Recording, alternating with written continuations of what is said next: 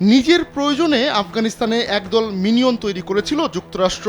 তালিবান নামের সেই মিনিয়নদের হাতেই শেষ পর্যন্ত মার খেয়ে মার্কিন সেনাদের আফগানিস্তান ছাড়তে হয়। সবাই মনে করেছিল আফগানিস্তানের শাসন ক্ষমতা আবারও তালিবানদের হাতে চলে যাওয়ায় জাহান্নাম হয়ে যাবে দেশটি, কিন্তু ঘটেছে তার উল্টোটাই। অর্থনৈতিকভাবে শক্তিশালী হয়ে উঠেছে আফগানিস্তান, এমনকি সম্প্রতি পরমাণু শক্তিধর প্রতিবেশী দেশ পাকিস্তানকেও উচিত শিক্ষা দিয়েছে দেশটি। শুধু সামরিক শক্তিমত্তাই নয়, কূটনীতিতেও বাজিমাত করেছে তালিবান। সম্প্রতি রাশিয়ার প্রেসিডেন্ট ভ্লাদিমির পুতিন তালিবানদের সঙ্গে সম্পর্ক স্থাপনের পথ সুগম করেন। চীনও তালিবানদের সঙ্গে দেদারসে ব্যবসা বাণিজ্য করে যাচ্ছে। এবার তালিবানদের কাছে নতি স্বীকার করল যুক্তরাষ্ট্র। তালিবানকে দুনিয়া থেকে নিশ্চিহ্ন করে দিতে চাওয়া যুক্তরাষ্ট্র এখন গ্রুপটির সঙ্গে দর কষাকষি করছে। খুব হম্বিতম্বি দেখিয়েছিল যুক্তরাষ্ট্র, কিন্তু মার্কিন বাহিনী ওয়াশিংটনের পাপেট সরকারকে হটিয়ে তালিবানরা ক্ষমতা দখলের পরই বদলে যেতে শুরু করে আফগানিস্তান।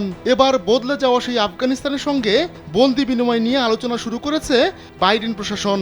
কুখ্যাত গুয়ান্তানামো বে কারাগারে থাকা অন্তত একজন হাই প্রোফাইল বন্দির বিনিময়ে 3 মার্কিনীকে মুক্ত করতে চায় যুক্তরাষ্ট্র।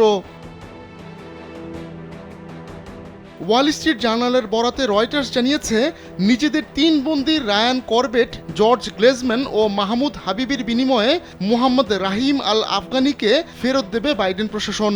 তবে এ বিষয়ে মুখে কুলো পেটেছেন মার্কিন কর্মকর্তারা। কিছু জানায়নি তালিবানরাও।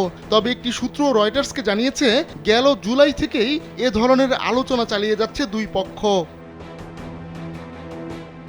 তালিবানরা আফগানিস্তানের ক্ষমতা দখলে নেওয়ার 1 বছর পর 2022 সালের আগস্টে পৃথক 2 ঘটনায় করবেট ও হাবিবিকে আটক করা হয়। একই বছর গ্লেজম্যানকেও আটক করে তালিবানরা। তিনি পর্যটক হিসেবে আফগানিস্তানে গিয়েছিলেন। এরপর থেকেই মূলত ওই 3 বন্দির মুক্তি নিয়ে চেষ্টা তদবির শুরু করে যুক্তরাষ্ট্র, কিন্তু এ নিয়ে খুব একটা অগ্রগতি হয়নি। সম্প্রতি গুয়ান্তানামো বে কারাগার থেকে বন্দি কমানোর সিদ্ধান্ত নেয় বাইডেন প্রশাসন। এরই অংশ হিসেবে চলতি সপ্তাহে গুয়ান্তানামোর 11 জন বন্দিকে ওমানে পাঠানো হয়েছে। এতে গুয়ান্তানামোতে বন্দি থাকাদের সংখ্যা প্রায় অর্ধেকে নেমে এসেছে। ব্যাপক সমালোচনা হলেও কুখ্যাত এই কারাগার এখনো বন্ধ করতে পারেনি যুক্তরাষ্ট্র।